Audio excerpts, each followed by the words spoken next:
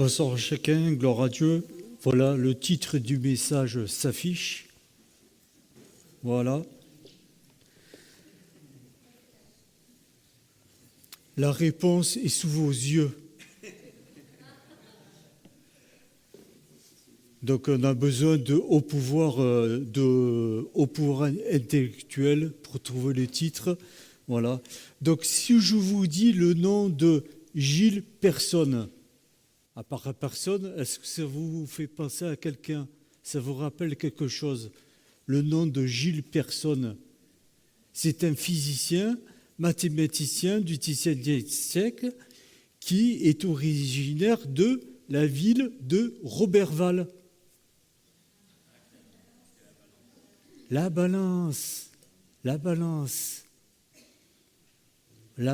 Roberval. Et oui, vous savez que cette balance, elle a été produite initialement en Angleterre. Et on l'appelait la balance française. Et après, elle a été fabriquée en France. Et là, on l'appelait la balance anglaise. Voilà pour la petite histoire. Il y a un homme dans la Bible qui a été placé sur la balance de Dieu. Il a été pesé par Dieu. Cet homme, c'est Belchazzar. Belchazzar, c'est le successeur de Nebuchadnezzar, roi de Babylone.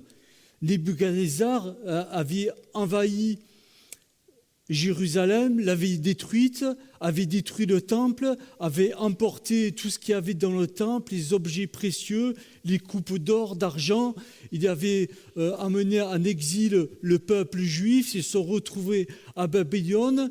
Et Belchazzar, donc le successeur de Nebuchadnezzar, un jour a organisé une grande fête. Il y avait 1000 invités. Les grands de son royaume, ses femmes, ses concubines.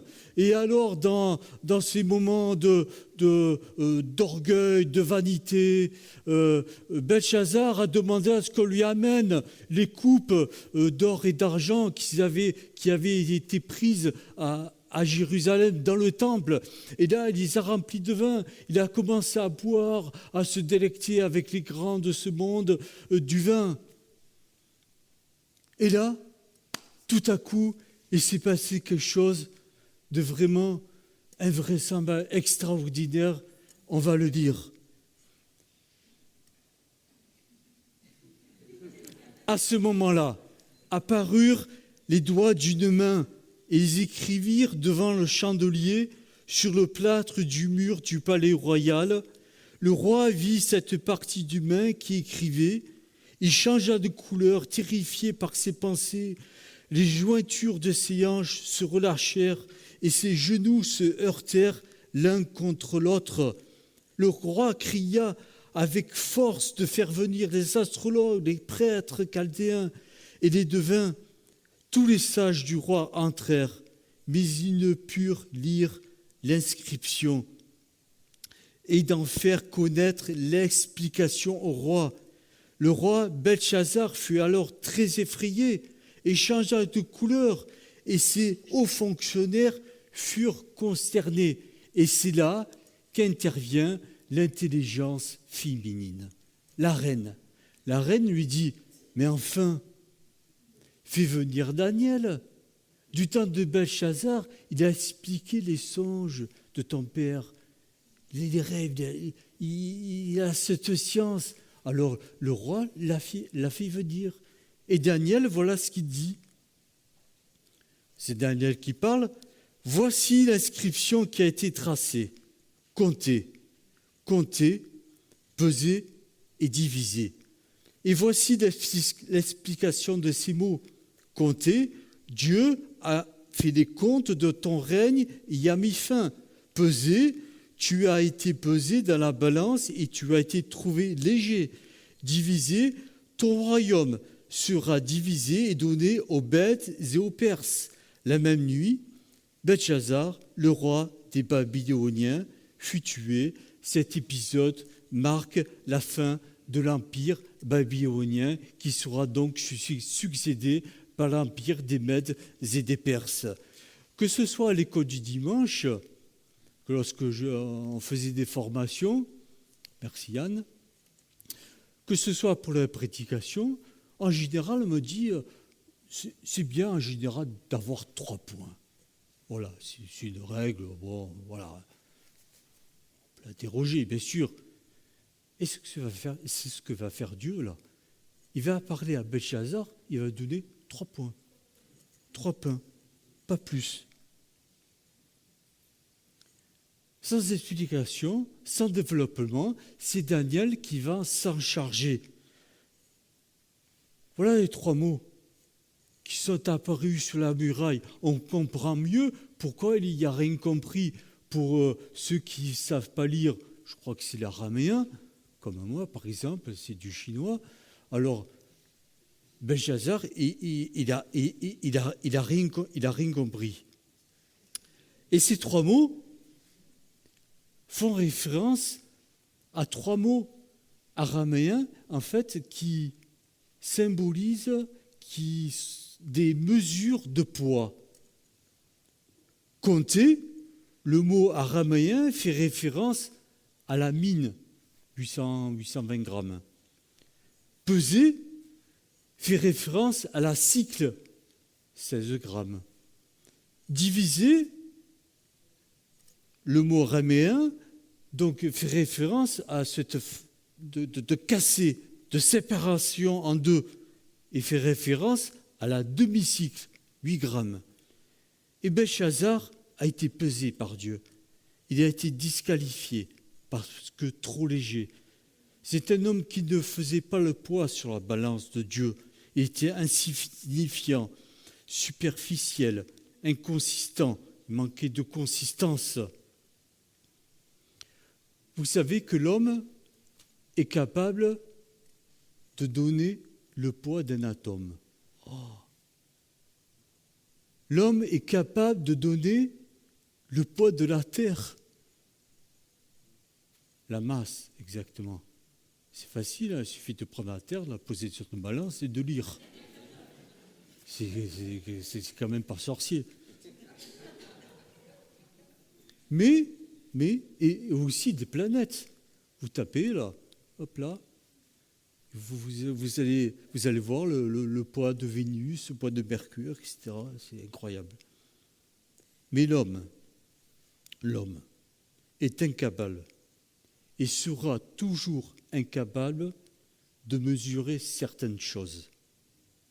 Malgré son intelligence, et même son intelligence artificielle. Job dit que la sagesse ne se pèse pas, comme l'or. Mais Dieu en sait le chemin, il en connaît la demeure. Il régla même le poids du vent. Proverbe nous dit que toutes les voies de l'homme sont pures à ses yeux, mais celui qui pèse les esprits, c'est l'Éternel. Celui qui pèse les cœurs, c'est l'Éternel. Ça, un homme ne saura jamais le faire. Une balance seule que Dieu possède. C'est lui qui évalue les cœurs, les intentions des cœurs, les motivations, qui connaît les cœurs, qui en apprécie la justesse. Nebuchadnezzar, c'est un peu, il représente l'homme sans Dieu. S'il te plaît, merci. L'homme, l'humanité sans Dieu. Sans Dieu, sans foi. Job dit encore, et quoi? L'impie, le méchant, le pécheur, est un poids léger sur la face des eaux.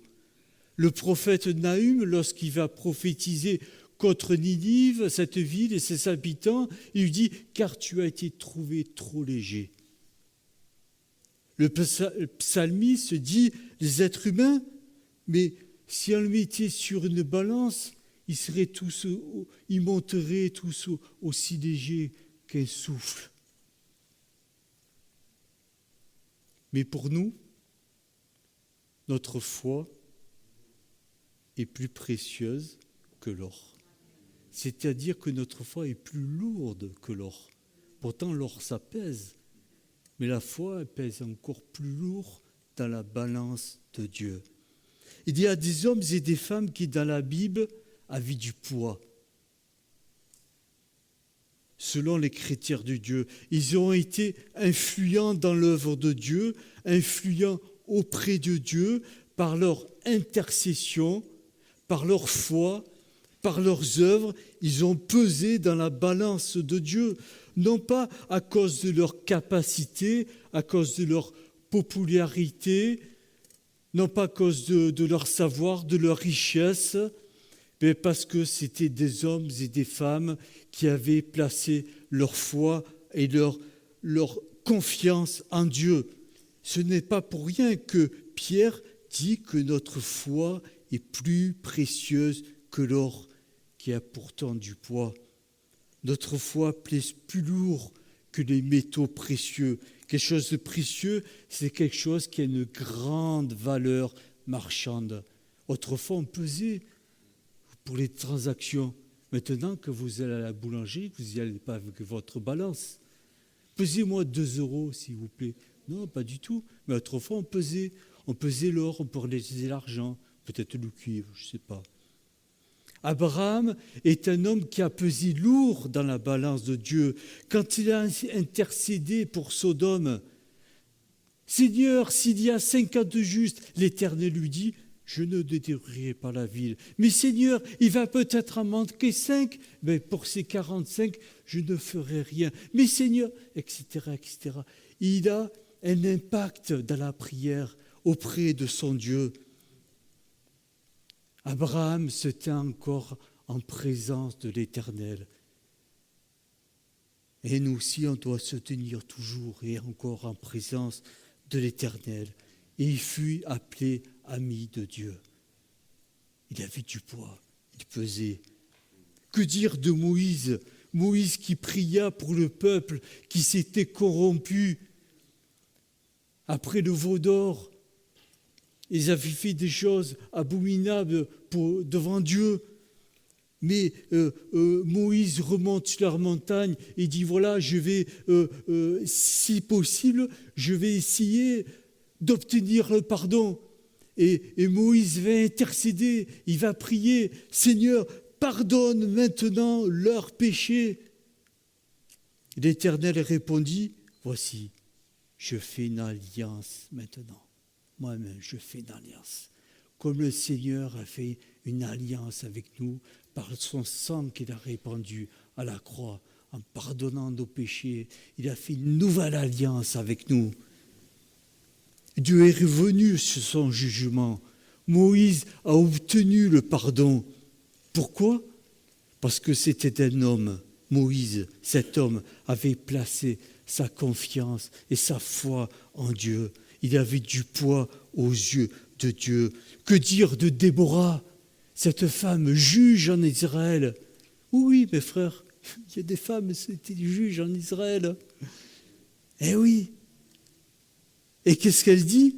Voilà, les chefs étaient sans force en Israël, sans force. Quand je me suis levé comme une mère en Israël, et certainement comme une mère en prière. Que dire de David sur le champ de bataille face à Goliath ? Humainement, il ne fait pas le poids. Humainement, c'est un poids plume. Goliath va le regarder, va le mépriser. Il va voir ce petit blond là, tout beau, peut-être aux yeux bleus, j'en sais rien. Et Goliath va le mépriser. Mais Goliath ne savait pas une chose, c'est qu'aux yeux de Dieu, le poids plume, c'était lui. Et le poids super lourd, c'était le petit blond, c'était David. Ça Goliath, il n'avait pas percuté. Pourquoi ? Parce que David plaçait sa foi en Dieu. Vous savez, dans la boxe, il y a des catégories. Hein ? Il y a les poids mouches, les poids plumes, les poids demi-moyens, les poids moyens, les poids demi-lourds, les poids lourds, les poids super lourds. Et si quelqu'un, par exemple, veut combattre dans la catégorie poids lourd, il devra afficher 91 kilos. Et avant le combat, on va vérifier son poids. S'il ne fait pas 91 kilos, allez, disqualifié. L'apôtre Paul se compare à un boxeur. Eh oui, eh oui. Lorsqu'il dit, moi donc je cours, non pas comme à l'aventure, je boxe. Mais pas en l'air, pas n'importe comment. Mais il était efficace dans l'œuvre de Dieu. Il avait du poids dans l'œuvre de Dieu. Alors troisièmement, 3 points, on a dit un, ça va? Oui. La perle de Grand Prix. La perle de Grand Prix, celle qui a de la valeur et qui pèse. Qui pèse. Notre poids est personnel. On ne demande pas à quelqu'un « Alors, bonjour, comment tu vas? Alors, tu pèses combien aujourd'hui ?» Ça ne se fait pas trop, ça, hein, c'est personnel. Mais je crois qu'il y en est de même spirituellement. Et je crois que personnellement, on est capable, à la lumière du Saint-Esprit, avec l'aide de la parole de Dieu, de s'auto-évaluer. Paul disait, examinez-vous vous-même pour savoir si vous êtes dans la foi. Éprouvez-vous vous-même. C'est-à-dire pour certifier la valeur d'une chose, pour être sûr qu'elle est bonne, évaluez-vous vous-même. Le Seigneur nous donne dans cette histoire de cet homme qui a trouvé un trésor dans un champ, un trésor caché. Et qu'est-ce qu'il fait? Il va vendre tout ce qu'il a pour acheter le champ et devenir propriétaire de ce trésor, ou de ce marchand qui a trouvé une perle de grand prix. Il va vendre tout ce qu'il a pour acheter cette perle. Un jour, Judas s'est rendu vers les principaux sacrificateurs. Matthieu 26. Que me donnerez-vous et je vous livrerai Jésus. Et ils lui payèrent 30 pièces d'argent, 30 cycles. Zacharie l'avait prophétisé. 30 cycles, ce prix magnifique, ton ironique, auquel ils m'ont estimé 30 cycles, 30 shekels, 7 €. Aux yeux du monde, Jésus n'avait guère de poids. Il nous est dit qu'il s'est élevé comme cette faible plante, comme un rejeton qui sort d'une terre desséchée. Et lui aussi, il a été méprisé. Nous n'avons fait de lui aucun cas. Mais, aux yeux de Dieu, Pierre nous dit que Jésus est la pierre vivante, rejetée par les hommes, mais choisie et précieuse devant Dieu, précieuse, qui a du poids. Et Pierre nous dit, approchez-vous de lui. Approchez-vous de cette pierre vivante. Approchez-vous de cette pierre rejetée par les hommes, mais combien précieuse pour Dieu, parce que c'est cette pierre que Dieu a choisie.